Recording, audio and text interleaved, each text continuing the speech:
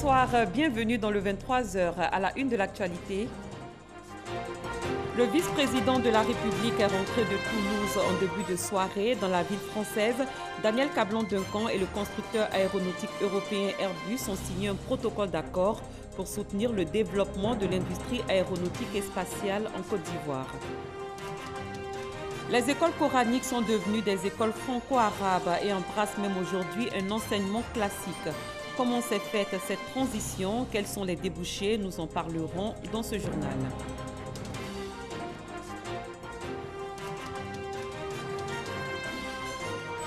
Mondial 2018 de football en Russie, deux équipes africaines étaient en lice ce vendredi.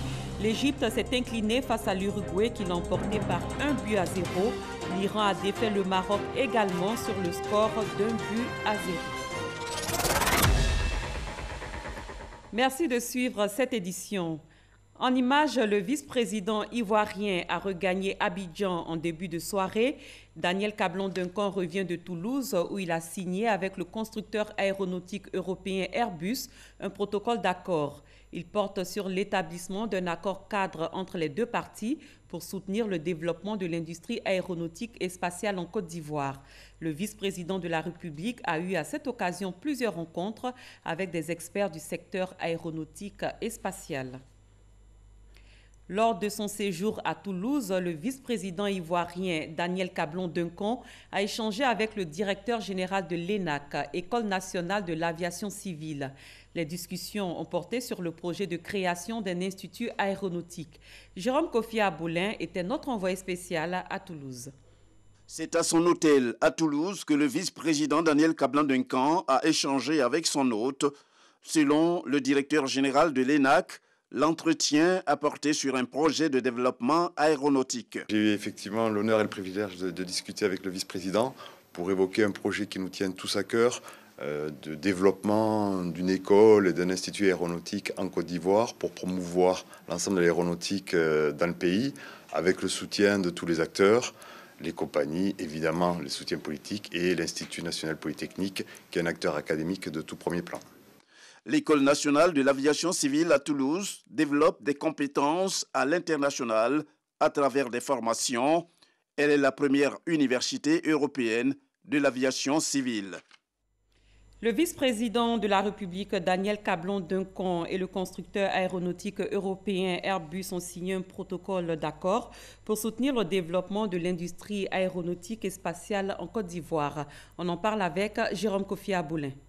Journée consécutive passée à Airbus à l'occasion de son séjour toulousain en France, la journée de ce vendredi 15 juin 2018.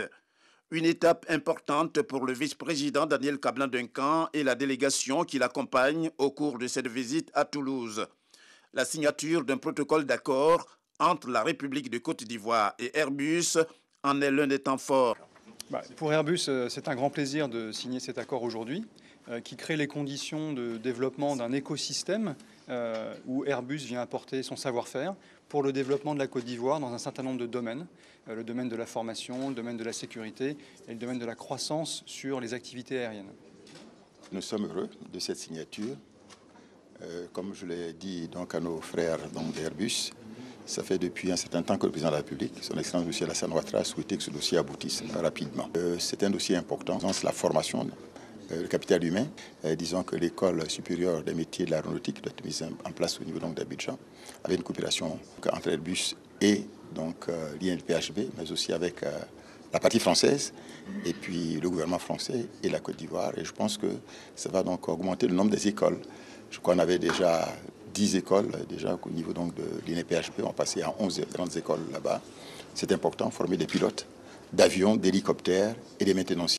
Après la cérémonie de signature, une présentation générale de Airbus est faite à la délégation ivoirienne, conformément au partenariat avec Air Côte d'Ivoire, vu comme leader en Afrique de l'Ouest. Étape également marquée par une visite guidée. C'est l'occasion pour la délégation ivoirienne conduite par le vice-président Daniel Cablon-Duncan de découvrir l'usine de fabrication des avions de Airbus. Une usine découverte dans plusieurs de ses compartiments. C'est également avec beaucoup de plaisir que la délégation ivoirienne, pour terminer, va découvrir l'intérieur des avions, série A320, A330, A350 et A380, pratiquement au point pour être opérationnel très bientôt. Restons à Toulouse en compagnie de notre reporter Francis Boiffaut. Allons à la découverte de l'usine d'assemblage de l'Airbus A320, une usine qui se développe grâce au partenariat entre plusieurs structures. Juillet 2017, le président Alassane Ouattara, en compagnie de son homologue du Burkina Faso, visite avec fierté l'un des deux avions Airbus A320 de la compagnie nationale Air Côte d'Ivoire. Ces avions de dernière génération ont été fabriqués à Toulouse, en France. C'est la ville de l'aviation par excellence en Europe, puisqu'elle abrite le siège d'Airbus, leader dans la fabrication des avions commerciaux. Aujourd'hui, Airbus fabrique pas loin de 60 avions par mois, des A320, des A330, A350, A380. Plus de 7000 commandes à ce jour, représentant 10 ans de production pour un chiffre d'affaires moyen de 29 500 milliards de francs CFA. À Toulouse, notre équipe de reportage a pu visiter l'usine d'assemblage de l'A320. Des dizaines d'avions sortent de cette usine par an et les délais de livraison sont respectés selon les responsables du groupe. L'organisation industrielle reste la force d'Airbus. Nous sommes partis du constat que dans ces 4 pays, il y avait de vrais savoir-faire, il y avait des compétences. En Angleterre, il y avait des usines qui fabriquaient déjà des avions. Il y avait en Allemagne des compétences dans le secteur métallurgique. En France aussi, nous avions développé le Concorde, la Caravelle, et en Espagne également, une aviation efficace. Donc nous avons décidé non pas de tout recommencer, mais de s'appuyer sur ces savoir-faire dans ces pays et de spécialiser les usines qui existaient. Donc chaque usine aujourd'hui qui est impliquée dans le système Airbus, il y en a 11 en Europe, est spécialisée dans un morceau, une partie de l'avion. Et ensuite, ces parties sont collectées, assemblées sur les chaînes d'assemblage finales à Toulouse, en Hambourg, en Chine depuis 10 ans, à Tianjin, et aux États-Unis depuis 2 ans, à Mobile, en Alabama. Avec 11 sites de production, 4 sites d'assemblage et 5 centres de formation dans plusieurs pays à travers le monde, le groupe Airbus veut créer une aviation plus efficiente. Beaucoup d'entreprises qui aujourd'hui travaillent pour Airbus, elles ont su s'allier, faire des alliances, rajouter leurs compétences, additionner leur savoir-faire. Elles ne sont pas restées toutes seules, elles ne sont pas restées isolées. Elles ont su grandir par des croissances externes en s'associant à d'autres partenaires, en s'adossant à d'autres entreprises du même secteur pour construire une véritable logique de filière industrielle. C'est ce qui fait le succès aujourd'hui d'Airbus en Europe. Voilà qui invite à la promotion du partenariat d'affaires dans les différents secteurs d'activité. En tout cas, le modèle d'Airbus lui réussit. Direction l'Assemblée nationale, 6 ambassadeurs accrédités en Côte d'Ivoire ont été reçus par le président de cette institution, Guillaume Soro. Il s'agit des ambassadeurs du Canada, du Burkina Faso, de l'État de Palestine, de Cuba, du Royaume des Pays-Bas et de l'Iran. Au cœur des échanges, le renforcement de la coopération entre la Côte d'Ivoire et ses différents pays. Effondrement d'un immeuble en construction à Yamoussoukro. Plus de 2 jours après, des personnes sont encore prisonnières sous les gravats. On dénombre pour l'heure 6 morts. 2 membres du gouvernement se sont rendus sur place pour faire le point de la situation. Kader Sogodougou. 2 jours que des ouvriers sont encore prisonniers sous les gravats de l'immeuble qui s'est effondré à Yamoussoukro. Le gouvernement, préoccupé par ce drame, a dépêché 2 émissaires sur les lieux. Le ministre de la Construction, du Logement, de l'Assainissement et de l'Urbanisme et le ministre du Commerce, de l'Artisanat et de la Promotion des PME. Un constat est vite fait. D'abord, c'est un sentiment de tristesse parce que nous sommes en train de chercher encore des corps. Donc là, on vient d'en trouver un. Donc il y a des disparus encore sur le site. Il y a des blessés. Les blessés, pour beaucoup, ont pu gagner le domicile. Il y a un blessé qu'on va aller voir tout à l'heure à l'hôpital qui va subir une opération. Et on va faire le point et repartir vers le gouvernement pour présenter la conclusion de notre mission sur le terrain. Il faut aller doucement, il faut chercher on ne sait pas dans quelle position sont les personnes, est-ce qu'elles sont vivantes. Donc on veut bouger le moins possible les grands blocs, accéder aux personnes, faire des recherches pour pouvoir les sortir, si possible vivantes. Le gouvernement demeure aux côtés des familles des victimes. Je pense que compte tenu de la gravité de l'événement, le gouvernement, nous a demandé aujourd'hui même de tout à fait cessante de venir avec Monsieur le ministre de la Construction pour venir voir la situation sur le terrain avec bien sûr toutes les autorités administratives locales et également apporter le mot de compassion du gouvernement à toutes les victimes. Il est rassuré que le gouvernement sera à leur côté pendant cette période de deuil. Et également les rassurer que le gouvernement mettra tout en œuvre en tout cas pour pouvoir retrouver les survivants ou bien retrouver éventuellement les corps si c'est le cas. Donc c'est un appel que nous lançons à toutes les populations de pouvoir en tout cas s'unir en prière pour cet événement qui vient d'avoir lieu à Yamoussoukro. Le nombre de morts est passé à 6. Difficile de dire combien de personnes sont encore sous les gravats. Des corps sont retirés chaque jour. Sur la vingtaine de blessés, un seul est encore à l'hôpital à ce jour. Le Premier ministre Amadou Gon Coulibaly a offert la somme de 5 millions de francs CFA pour soutenir le comité de coordination des opérations de secours. Une somme remise au préfet de Yamoussoukro qui préside le comité. Il est à signaler que le chef d'ouvrage du bâtiment qui s'est effondré a été mis aux arrêts. L'Allemagne soutient la formation professionnelle en Côte d'Ivoire. Le mercredi 13 juin dernier au Plateau, un aide-mémoire a été signé entre le secrétaire d'État ivoirien chargé de l'enseignement supérieur et de la formation et l'Agence allemande pour la coopération internationale. L'objectif de ce partenariat est de mettre en place un projet d'appui à la formation professionnelle dans les domaines des énergies renouvelables. Un projet qui s'élève à plus de 3 milliards de francs CFA. Sephora Zegui, Franck Wadio. Un aide-mémoire portant sur un projet de plus de 3 milliards de francs CFA signé entre le secrétaire d'État chargé de l'enseignement technique et de la formation professionnelle et l'Agence allemande pour la coopération internationale GIZ. Cette aide-mémoire, à la réalité, une feuille de route vise à aboutir à un contrat d'exécution de projets d'appui à la formation professionnelle dans le domaine de l'énergie renouvelable et de l'efficacité énergétique. La bonne coordination et la coopération entre le secteur public et le secteur privé est la condition primordiale pour atteindre un niveau plus performant de la main-d'œuvre spécialisée. Formation initiale, formation professionnelle continue et dialogue entre les établissements et le secteur privé, ce sont les 3 champs visés par le projet. Il devra contribuer à l'amélioration de la formation pour une main-d'œuvre de qualité, un partenariat important pour l'État ivoirien. Je me réjouis de la signature de cet aide-mémoire qui marque un pas significatif vers la conclusion prochaine d'un accord spécifique de formation professionnelle dans le domaine de l'énergie renouvelable et l'efficacité énergétique.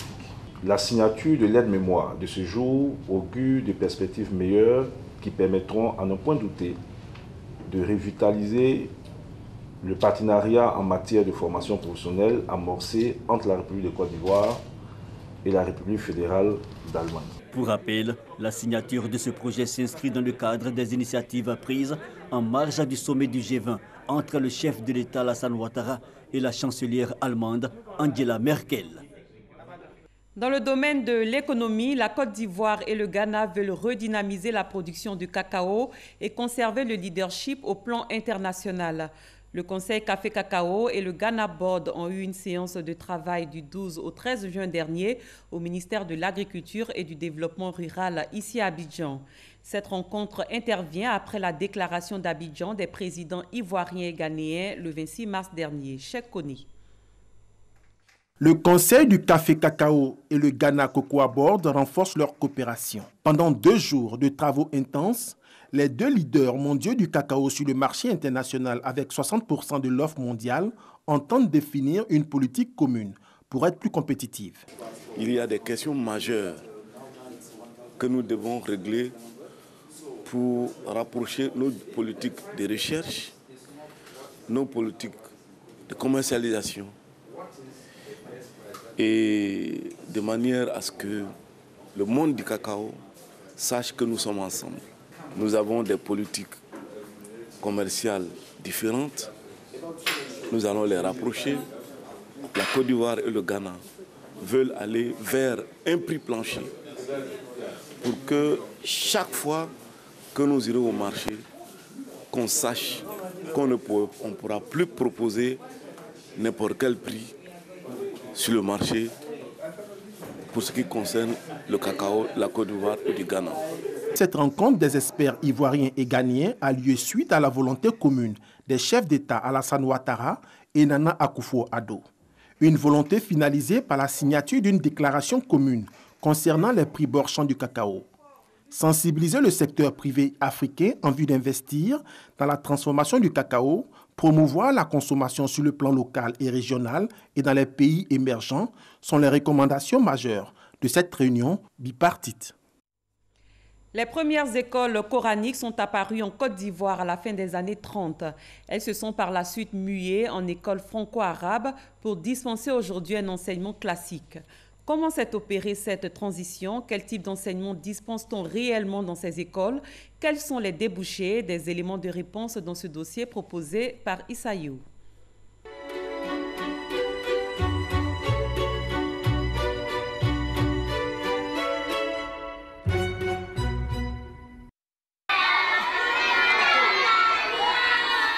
Séance de cours dans une école coranique. Nous sommes à Koumassi dans une école traditionnelle islamique appelée Dougoumakala. Enseignement à même le sol en langue malinké. Ici, pas de table banc. Dans leurs mains, des tablettes sur lesquelles on peut observer une inscription en langue arabe.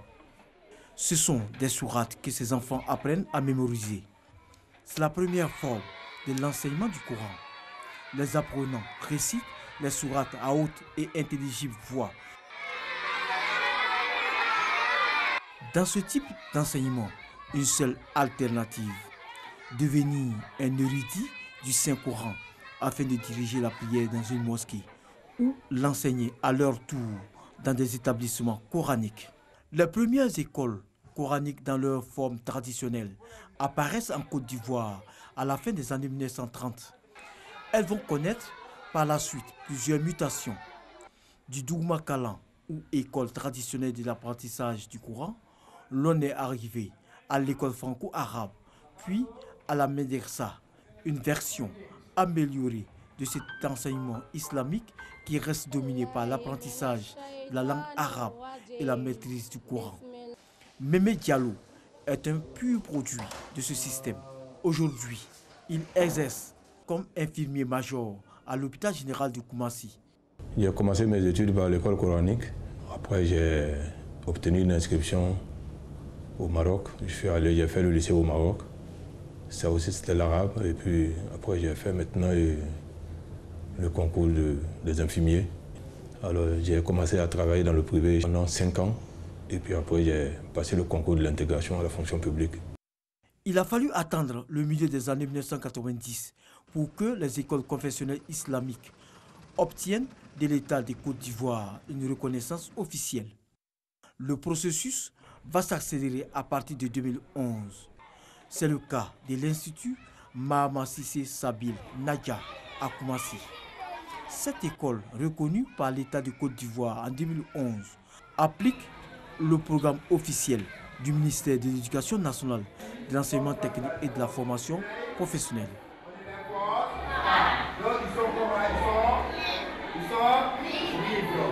Les programmes qui sont dispensés dans les autres écoles sont ces mêmes programmes que nous suivons ici. Ici, ce qui fait l'avantage le plus, c'est que les élèves apprennent en même temps 2 langues à la fois. Je dirais le français et l'arabe. Ça leur donne un avantage et ça fait que les élèves assimilent bien. Pour susciter chez les enfants l'intérêt de l'enseignement de la langue française, de nombreux enseignants ont leur méthode. Cet enseignant, par exemple, opte pour la version chantée du cours de français dans cette classe de CM2 au groupe scolaire islamique Aboudraman Traoré.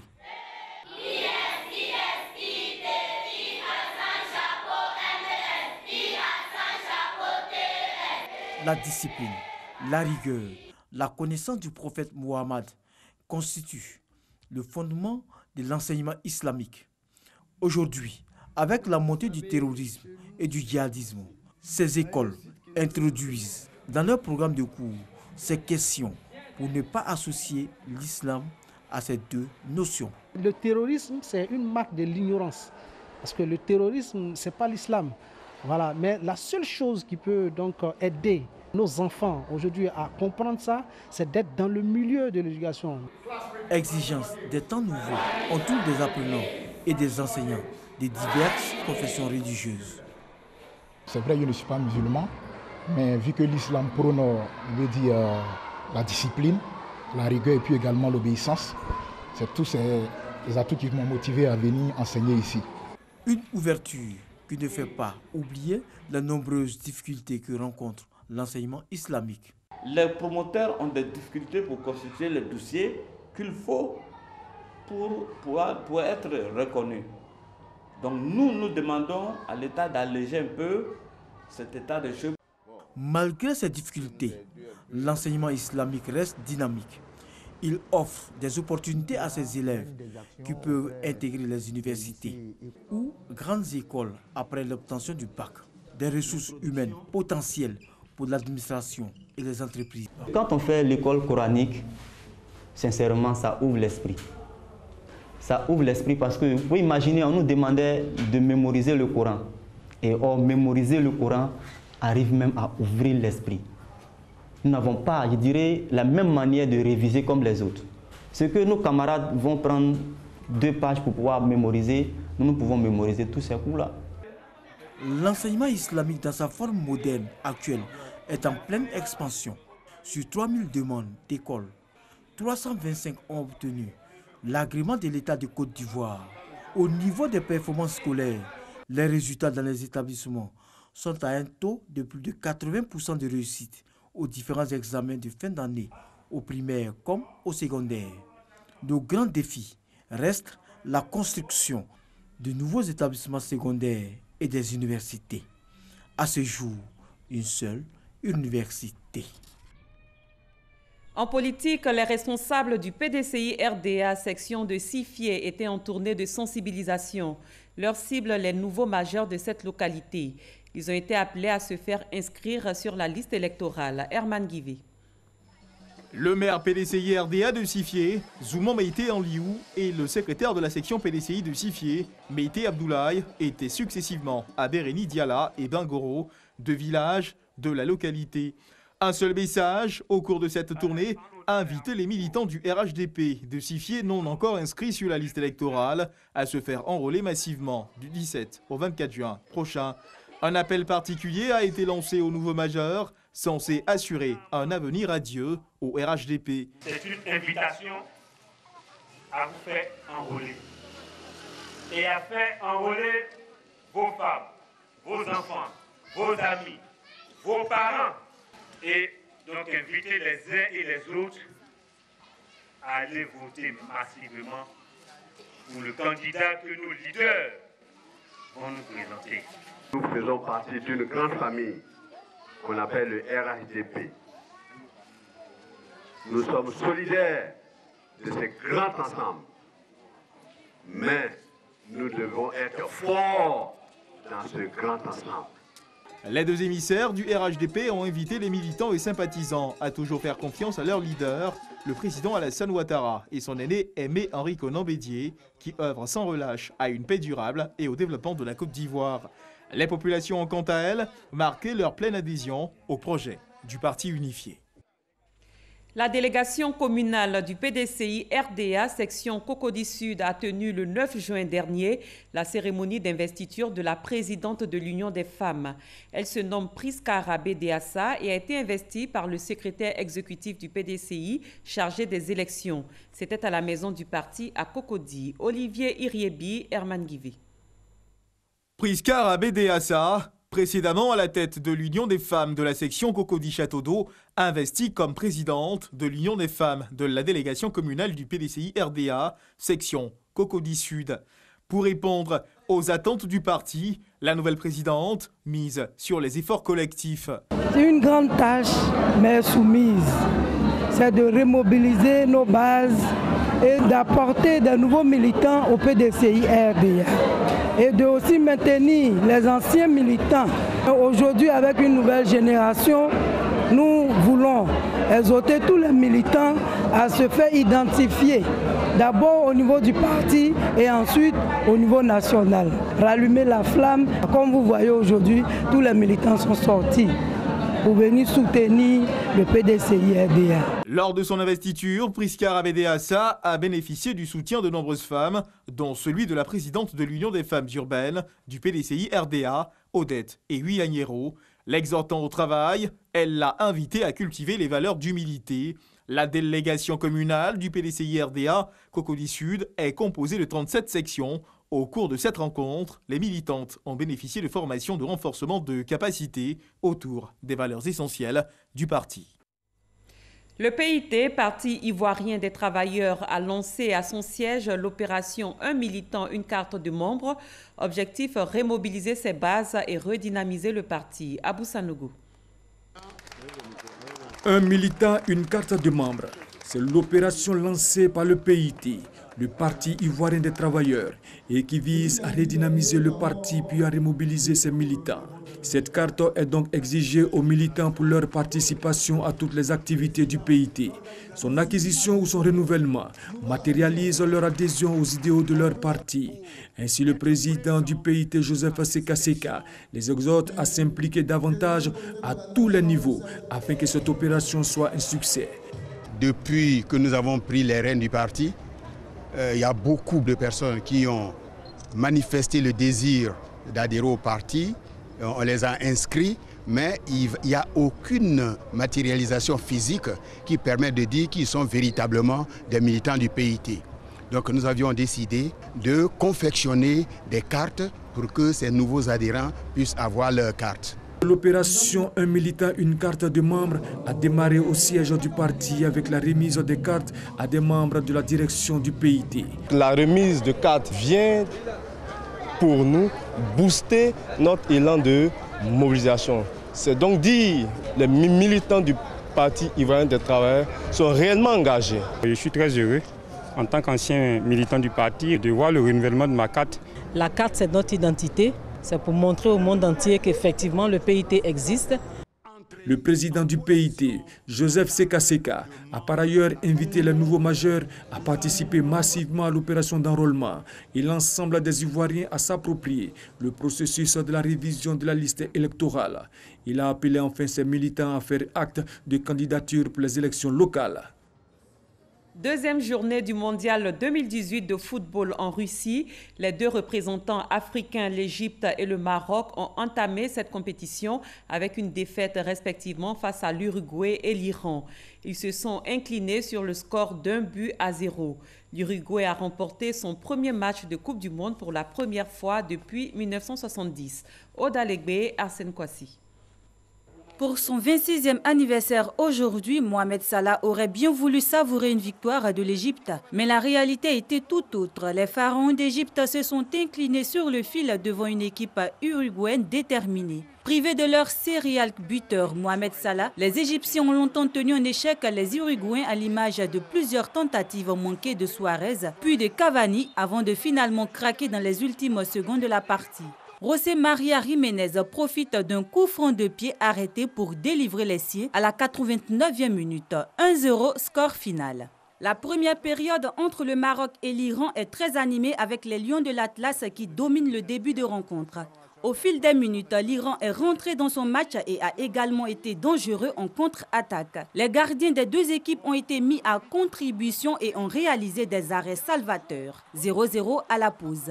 20 ans après sa dernière participation à la Coupe du Monde, le Maroc d'Hervé Renard encaisse un but autogol inscrit par Aziz Bouadzouz dans les arrêts de jeu.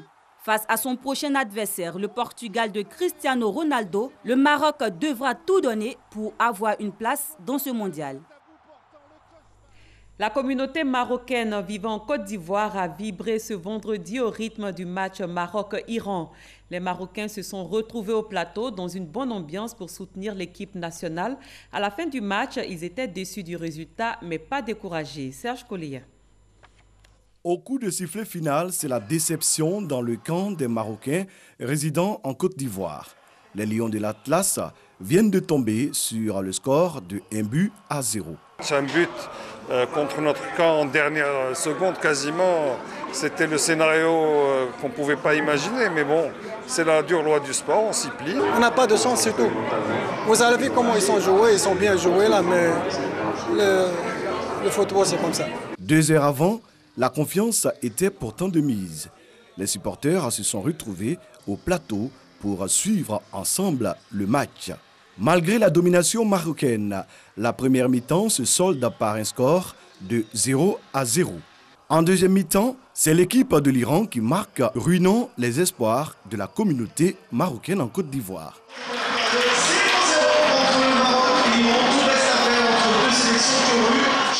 À la deuxième mi-temps, vraiment, j'ai senti qu'ils étaient fatigués, ils avaient comme un peu perdu leur énergie. On va y croire, les miracles existent, je vous jure, on va y croire. Et je suis sûr qu'on va faire des miracles. Il faut désormais battre le Portugal et l'Espagne pour espérer passer le premier tour. Fin de ce 23h, merci de votre attention. Très bonne fin de soirée, à demain, même heure.